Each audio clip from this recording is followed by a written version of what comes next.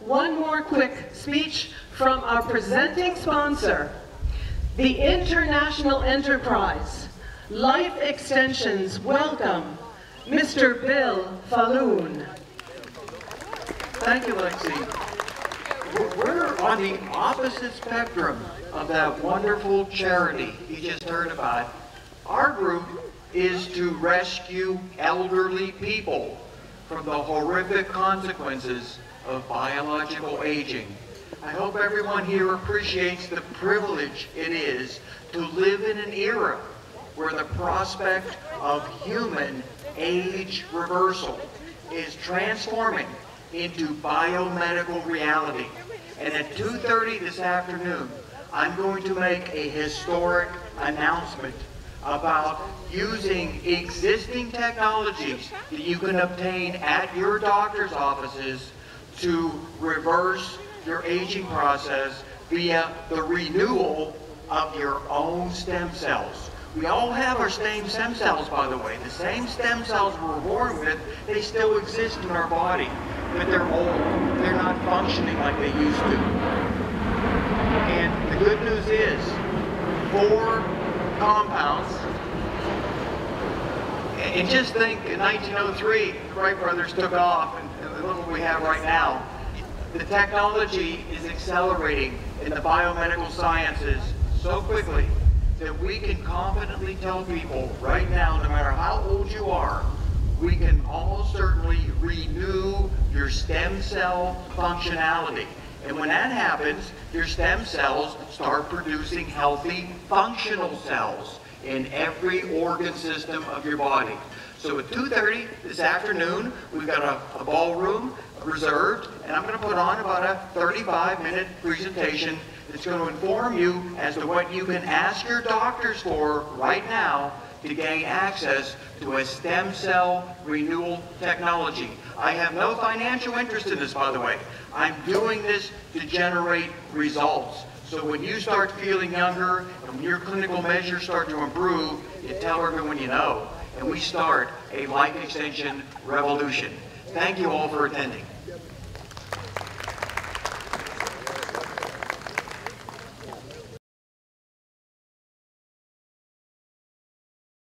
Everything you see, by the way, will be on a website, which means you don't have to worry about scribbling down a bunch of notes. You'll be able to access it anytime you want and bring it up with your doctor, because mainly what I'm talking about today are medical interventions that may enable you to reverse your aging process. These are not products that I sell, by the way.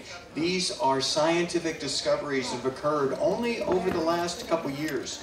And I want to open up the presentation by letting people know we are in the midst of a biomedical renaissance. I'm privileged to live in this type of an era where science is evolving so quickly that people who are alive today may be able to be regenerated in a systemic manner. So today's renaissance, compared to the European Renaissance that began around 1400 AD, today's Renaissance is renewing older people. This is what we're all about. And we at Life Extension have been investigating the various technologies. We've identified 7 different projects that we're partially funding, and we have other people funding, that are studying these effects in human beings. We're tired of seeing the laboratory animals derive all the benefits. In fact, a lot of the scientists who are doing the research, seeing the animals' aging process go in reverse, they're now self-experimenting with these very therapies. So our contention today, and it's still controversial, is that we may be able to enable older people to grow biologically younger using existing technologies. And I'm going to let you know what those existing technologies are at the end of this presentation. But before I start, I just want to remind everybody that when a medical discovery is made, human lives are saved. But it doesn't happen all at once. Edward Jenner, 1796, he discovered how to prevent smallpox with a cowpox inoculation. And by 1840, in England, universal vaccination, they virtually eradicated smallpox. But in the 20th century, when all of us were born, there were still people dying of smallpox. 300 million people died of smallpox in the 20th century because they didn't have access to the information or the technology. Everyone in this room has access to technology that can reverse their aging process. The bottom line is, we don't have a lot of time. I'm 63 years of age. When I wake up every morning, I pretend I'm 97. An unhealthy 97, I need to accelerate this research in order for people to derive these incredible benefits. But it's important to understand that the technology we're talking about is not available to everybody. And we know more about aging today than what Edward Jenner knew about smallpox. In fact, Edward Jenner didn't know anything about what caused smallpox because they didn't know viruses existed. Think about that. He was able to eradicate smallpox without knowing there were viruses. On the other hand, we know multiple pathological mechanisms involved in aging. And we know how to slow down and even reverse some of those multiple mechanisms you see on this screen. Now, for those who don't know me or Life Extension, this is an organization I founded in 1977. And in 1980, we got our first check in the door for a subscription to our newsletter. So most of our publications talk about 1980 as being the time where I guess we were in business. Someone wrote us a $27 check for our anti-aging newsletter. So we've been around 40 years, and we do have a track record in which we've been able to demonstrate aspirin reducing the risk of heart attack, ischemic stroke, coenzyme Q10 helping out with heart failure, DHEA to boost immune function along with melatonin, and probably more important than anything else we've ever done, public access to blood tests. You don't have to go to your doctor and say, will you test my homocysteine level? Will you test my C-reactive protein? You can order those tests yourself on your own, get your blood workup done, and then go to your doctor with your blood workup in hand. That lets your doctor do a much, much better job. Now the media, they're paying attention to these scientific discoveries. Front page covers are talking about people living for indefinite periods of time. But the media doesn't get it right. They claim that you have to be rich in order to live forever. And some of these technologies are expensive. They're brand new. Just like the computers, when they first invented them, they cost a lot of money. Now we carry iPhones that are more powerful than multi-million-dollar computer systems of the 1960s. So we know that there are ways to intervene into aging that don't cost a lot of money. But you got the option, and I'm going to give you those options at the end of this presentation. But the media is picking up on the fact, and very few people understand this, that indefinitely extended healthy human lifespan is right around the corner. Now, Time magazine published an article about the fact that babies born today, they're going to live a lot longer, a lot healthier than us. I don't see any kids in this room though.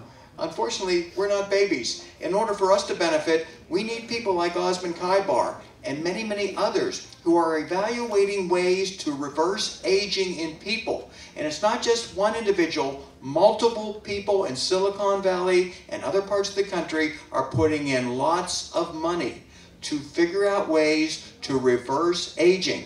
Mark Zuckerberg, he's determined to find a cure for virtually every disease that plagues mankind today. The people who had the forward-thinking ability to identify ways to communicate with the world are now determined to find a way to reverse aging. But there's a big difference between all these billionaires and me, a big difference. I am absolutely determined to make this happen for myself. It is my #1 priority in life.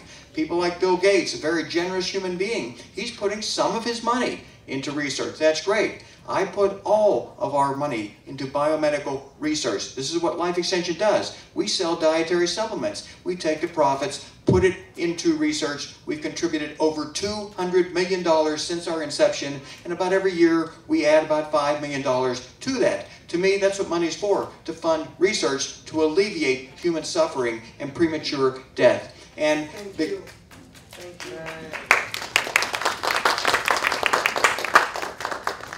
You're very welcome. And some people are looking to make a lot of money at this, and I applaud them for this. I want lots of competitors out there figuring better ways to reverse our aging process. And even the government's getting in on it. because they're realizing, hey, Medicare, we can't afford to fund the illnesses that elderly people are contracting. If we can just reverse aging 5 or 10 years, we can spare Medicare from insolvency. Think about that. We add decades of healthy life and we spare Medicare from insolvency all at the same time. This individual is my age, Dr. George Church of Harvard. He is a pioneer of CRISPR-Cas9 gene editing technology. Dr. Church believes within the next 10 years, he is going to be able to edit all of our genes in such a way that we grow biologically younger and never suffer a biological catastrophe, such as Alzheimer's, cancer, atherosclerosis. And a lot of people are putting money into his projects. We feel he gives us a tremendous opportunity. But guess what? A lot of people in this room may not have 5 or 10 years. And that's why I'm going to introduce a project that will enable you potentially to reach an era where you can take advantage of a time where aging itself becomes a relic of the past. Just like polio and smallpox and all kinds of infectious diseases, they don't exist anymore. Again, the media has picked up on the fact that people are going to start living a lot longer, a lot healthier. But it's going to be confined initially to a small group, maybe a small group just like this in Palm Beach County, where we aggressively intervene into our own aging processes. I do it all the time with experimental therapies, aggressively intervene. Now this drug, Rapamycin, it's used by organ transplant patients to suppress their immune function. But if you use it in a creative way, well, it makes your dog live longer. It does actually some wonderful things. I'm going to play a video for you as it relates to Rapamycin. And another class of drugs, senolytic drugs, purge your body of senescent cells. They kind of clog up your machinery. Just think if you have a bunch of healthy cells and one bad one. It interferes with cell-to-cell communication. We're doing human studies right now on senolytic drugs. And Salk Institute, they were able to enable animals to live 30% longer, but they also looked better. They behaved better. We're funding research right now to translate this technology into humans. So the rats are not the only beneficiaries to this incredible research. The fundamental question for everyone in this room is you've got 2 choices right now. You can be part of the control group, which is the majority of the world. You will age, you'll contract some disorder, and you'll prematurely deanimate. Deanimate's the word we use for death. Death is just too terrible for me to even mention. I'm so afraid of it. So deanimate prematurely. The experimental group, have a seat please. Have a seat. The experimental group, on the other hand, we seek to circumvent every pathology involved in aging, just like we've all been immunized against a whole lot of bacterial and viral infections, and we don't even think about it. But all the diseases that plagued mankind in the past, we don't get them anymore. We have other problems. We have other problems. Now, a statistic came out very recently, and a lot of people just don't pay attention to this kind of data, but we do at Life Extension. That is 43% more Americans living to age 100 today compared to year 2000. That's only, basically, that was a 14-year study period they looked at. So over a 14-year period, 43% more Americans living to age 100. This should be headline news, but it was buried in the media. And as it relates to how people are aging, Ronald Reagan, running for president, 1980. A lot of people thought he might be too old. Another individual running for president, 2016, no one questioned whether or not he was too old. Think about this, how our attitudes are changing. And all of those attitudes are changing because science is keeping people alive longer. There were blood tests that Ronald Reagan probably never took that everyone in today's world engages in. Now, Lyndon Johnson, I think we all remember him. He had to check out of politics because he had blocked coronary arteries. And in the 1960s, they didn't have effective bypass surgeries. They didn't have stenting. They didn't have drugs to lower the lipids. They didn't even know what really caused it. So Lyndon Johnson, he died prematurely. He didn't have to because, unfortunately, there really was technology that could have existed. And look what happened starting in 1980. The leading cause of death, coronary artery disease resulting in sudden cardiac arrest, a huge decline in the death rates. And the reasons for that, They're technology. The technology that I'm going to talk about that results in age reversal, it's working in diseases associated with aging. A 56% decline in the death rates from heart disease. Well, this is absolutely huge. And yet again, the media is overlooking this. And we look at today's leaders. Well, they all seem to have blocked coronary arteries, but they're still alive. Unlike Lyndon Johnson, they are benefiting from technology that is keeping them alive. And the biggest beneficiary there is Dick Cheney, and he's written a book about it, that every time he was about to die, technology emerged to save his life.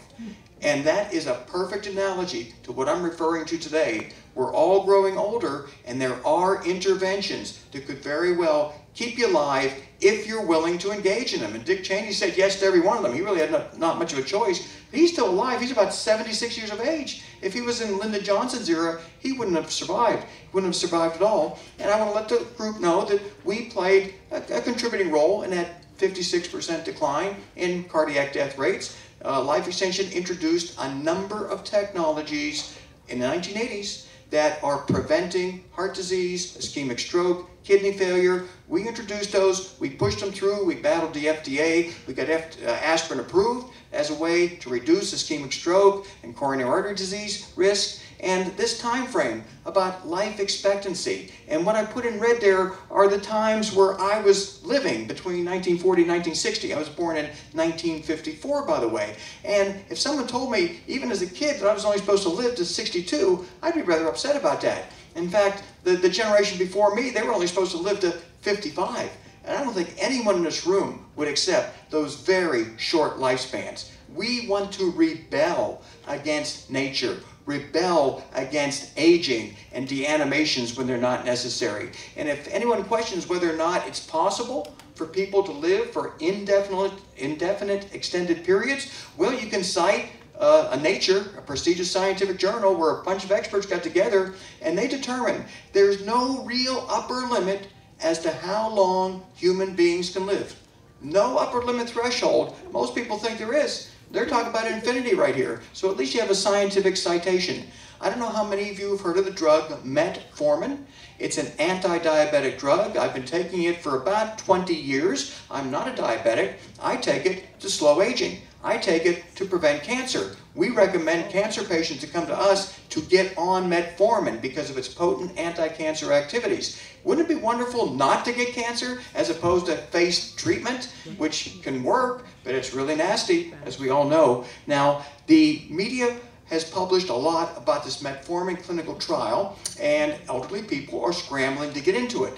But none of you want to get into that clinical trial because you can take metformin right now. So you don't risk getting a placebo. You can gain access to metformin right now through your doctor or just order it offshore and we can recommend a dosage for you. But just again, to let people know, Life Extension, we recommended metformin back in 1995 to healthy people to slow down their aging process. A number of our supporters have been using metformin. I think every day more and more are convinced to use it because we believe this drug, which your doctor can prescribe or just order it from Canada or England, it is a lifesaver. This is an important drug. Anyone who can tolerate it should be on metformin. Now, the technology that excites us the most, and Dr. Maharaj is going to talk about that in a brief way, is the idea of using young plasma to rejuvenate older people. And in the animal model, it works. You suture a young mouse onto an old mouse, that old mouse grows biologically younger. And this Nature study published in 2015 said there's enough evidence in the animal models now to start incorporating this technology into humans, treating elderly humans with young plasma. The trouble is we can't find healthy 21-year-olds to suture ourselves to. And it wouldn't work in people anyway. People are a little bit different than a rodent model. But we can mobilize the bone marrow of young people, mobilize stem cell release in such a way that we use their stem cell mobilized plasma in a concentrated way that we believe offers the best approach to reverse aging. And Dr. Maharaj is spearheading that research right here in Palm Beach County. This is ground zero for the most ambitious project in human history to reverse biological aging. And the data is not being ignored by the conventional people. Harvard, Cambridge, scientists around the world are exploring this, but they're not fanatical like I am and Dr. Maharaj and others. We fanatically are seeking to reverse aging. These people might spend 10 years doing something we'll do in 3 months. Literally, that happens. Johnson & Johnson put $50 million into a study to see if young plasma might help with early stage Alzheimer's. And again, they're just looking to create one treatment to make a lot of money. We're trying to systemically reverse aging. Media giving us great coverage. You read this as a headline maybe, but then you tend to forget it. So what I do is I put it up on headlines so maybe you'll remember it a little bit more. And the fact of the matter is, young plasma seems to have so many rejuvenating properties that we might be able to enjoy systemic reversal of aging processes. I'm going to play a little video for you right now about reversing aging with young plasma. Right now, a lot of Bay Area geniuses are focused on solving one of the greatest mysteries of life, aging. One company is hot on the trail of an answer. Only on 5 tonight, Juliette Goodrich reports scientists may have found a real fountain of youth, one that can repair aging brains in plasma from young blood. Think fountain of youth, but with a twist. What's flowing through the veins of young people may help restore old aging brains. Neuroscientist Caroline Nikolic. The very first reaction, I think in all of us, was skepticism. Nikolic heads up Alcahest, a biotech company in San Carlos. He says plasma contains thousands of proteins that do different jobs. But when his colleagues analyzed plasma samples donated by the young and old alike, they were astonished. We have actually now for the first time discovered that there are hundreds of proteins that change with aging. Young plasma is awash in special proteins that rejuvenate tissues. But as we age, they're replaced by damaging inflammatory ones. So the scientists did a simple experiment with some very old mice. We've sped up the video for time. In a special maze that measures learning and memory, old mice have a tough time remembering how to get out. They're stuck exploring dead ends and making lots of navigational errors. But when injected with young human plasma, these old mice head directly to the exit without making a mistake. Not only that, their brains have changed. It's pretty dramatic. Those green dots, newborn neurons, freshly sprouted in a part of the brain critical for memory and learning. When we do our treatment, we see a doubling of that. At Stanford University, Alcahest has now launched the first controlled clinical study of young plasma in humans. It involves 18 people with mild or moderate Alzheimer's disease. The final results will come at the end of the year. If the trial proves safe, then a second study with more patients and a bigger dose. If the treatment eventually proves successful, the hope, by growing healthy new neurons, the brain may clear itself. We are reducing this inflammatory process in the brain. I'm going to give you an inside piece of information about that clinical trial. Johnson & Johnson is looking to create a drug. They had to start off with a very low dose of the plasma, and they were only looking at specific measures of cognitive function in early stage Alzheimer's patients. The results were modest, nothing spectacular whatsoever. They weren't looking at something else. The people getting the young plasma reported that they're feeling 10 years younger. But guess what? Feeling 10 years younger is not an application for the FDA to approve a drug. That doesn't count. So that study is ongoing. They're going to be using higher concentrations of plasma. Nothing they're doing compares to what Dr. Maharaj is going to be doing, though, using stem cell mobilized plasma from healthy young donors in a concentrated manner. I would say by a factor of 100, what we're going to be doing here in Palm Beach County will exceed the volume of healthy young proteins those people are going to be getting. But you look at these incredible benefits when just young human plasma is put into old mice. You see these incredible benefits. And the benefit that I'm most impressed with is the mice behaved younger. They acted younger. They're scampering around a cage like babies, like children, as opposed to the old ones that just barely move because they're on the verge of dying. Now, the media's picked up on this technology. The Economist did an extensive story about the fact that aging's being reversed in the laboratory animals, let's start doing it with people. Let's start getting young plasma into people and seeing what kind of a result are we going to get. So this is what we know today. Young blood, young plasma rejuvenates old animals. It's time to start doing it with people. So again, the question for this group is, which area do you want to be in? Because the control group will age normally, and normal aging is not fun. Experimental group, we're going to intervene into every process that we know that dictates whether you're going to live or die, and see if we cannot circumvent these horrible problems. Now this is the first public announcement that is going to be made about a way to renew your stem cells using existing technologies. Nothing new, existing technologies are already being used by a number of people. This paper was published just several months ago, and it unifies an approach to stem cell renewal. This is the new unified theory. And just so you understand, by the way, we retain the stem cells for the most part that we were born with. They're still in our bodies, but they age like our somatic cells. Somatics are the functional cells. So the stem cells are still there, but they're getting old. But there's a way to turn back that clock. There's a way to turn back that clock, and it involves 4 factors. 4 factors. Bear in mind, this presentation will be on the website, so you don't have to think, if I don't remember these, I won't be able to do this. But boosting AMPK, you know what boosts AMPK? Metformin.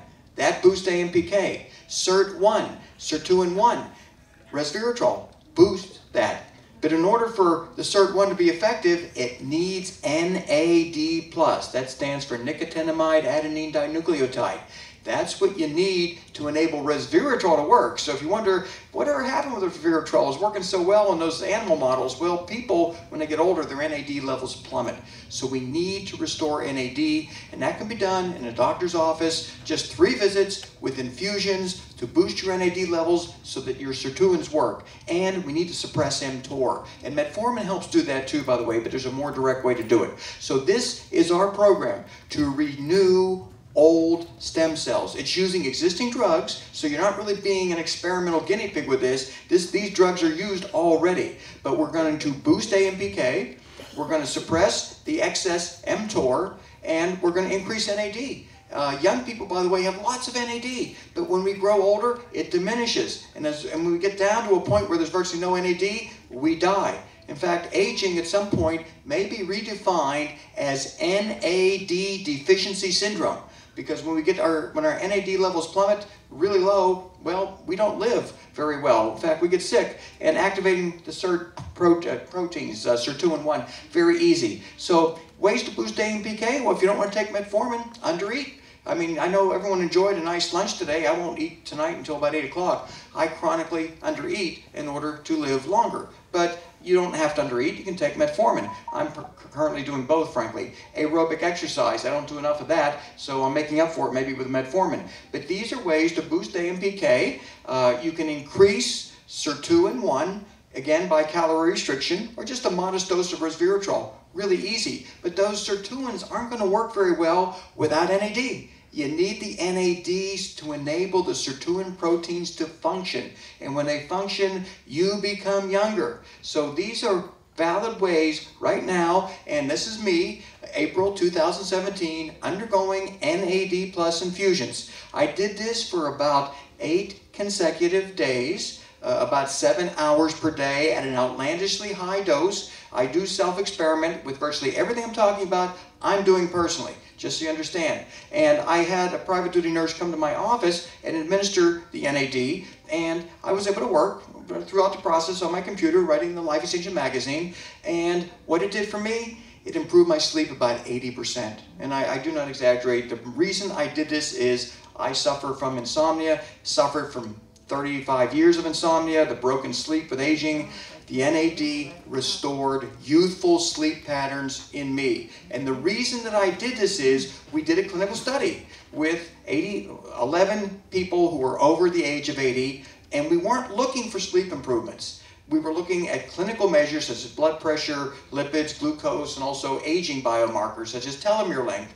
All of them, by the way, improved with the NAD infusions, but all the elderly people reported that they were sleeping better. That was just like a side effect of the NAD therapy. So as soon as I heard that, I said, well, give me that stuff, because I'm not sleeping well. And it improved my sleep about 80%. My systolic blood pressure, by the way, dropped 15 to 20 points. I don't take a very good antihypertensive drug called telmisartan. I don't take that anymore. The NAD apparently restored my ability to expand and contract my arteries so I don't have high blood pressure. And then this is the most controversial drug, by the way, how to suppress excess mTOR. Metformin does it indirectly. Rapamycin does it directly, suppressing, it stands for the mechanistic target of rapamycin, by the way, mTOR. Most people have too much in their body. They want to lower mTOR levels, and in doing so, you induce a process in the cells known as autophagy that clears out cellular debris that accumulated throughout the aging process. So taking just 2 to 6 milligrams only once a week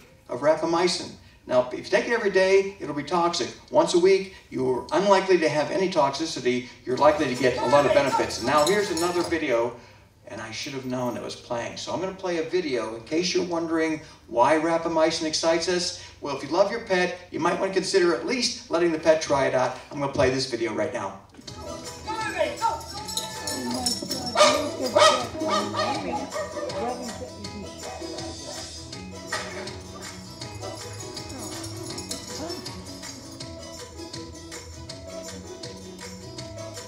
Sit.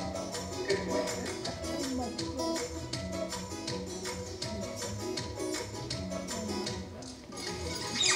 He should be at the end of his life. He doesn't lick it. Yes. Before you start taking rapamycin, how long would he run around? After about 10 minutes of running and playing, he would get really tired, stop, and then his arthritis would kick in. And then he wouldn't walk for the next 2 or 3 days. And now how long will he run around for? An hour or 2.